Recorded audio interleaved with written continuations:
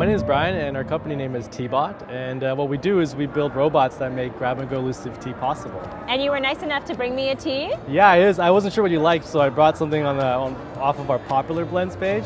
So it's a herbal one, so I figured we can just relax and talk casually. I love it. So you're telling me that a robot made my tea. That's pretty exciting. Yeah, it is. It's a kiosk, so it's a self-serve kiosk. You walk up, use a tablet, and you can control everything, your ingredients, your ratios, and even the water temperature, which is something I think most people find very important when they're drinking on a walk to work or to class.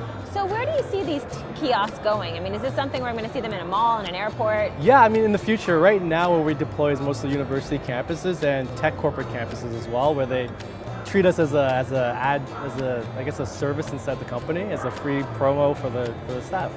Amazing. And what made you come up with this idea? This idea actually came pretty organic because my mom owned a really small tea shop up in Sudbury, a really small town, and I noticed that people were drinking tea all of a sudden in our blue-collar town. It's a relevant product, and then tea as itself in the store is not very fast. You have to take it off the wall, put it in a bag.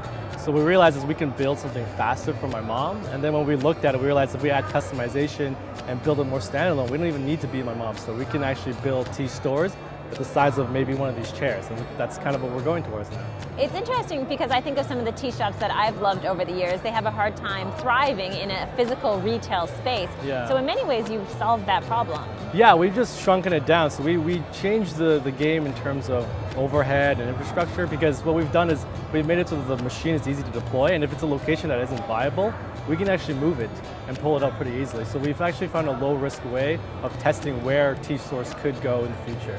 Now, I know that we're focused on tea, we're drinking tea, but the reality is when you're talking about something like this, you could move and expand beyond tea. Yeah, totally. I mean, the technology itself could be repurposed into other food categories, but right now our core is we need to focus on something that we understand and we know and prove that this model works, or this type of retail works in this manner, because it's a made-to-order product versus a vending machine where you get bags of chips or cans of Cokes.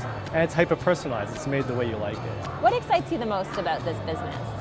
It excites me the most is just seeing the way that people can suddenly have control over what they're consuming, and seeing the fact that their face lights up when they can change the temperature. And that's what we do. We listen to users, we find out what the core pain points are in their everyday purchases, and we try to find a way to streamline it with our tech. What does your mom say to you, after running a tea business, when you say, okay, I'm gonna build a robot that's gonna do this in a kiosk? What was her reaction to that? She was actually really supportive, which is surprising because I came from a very traditional family.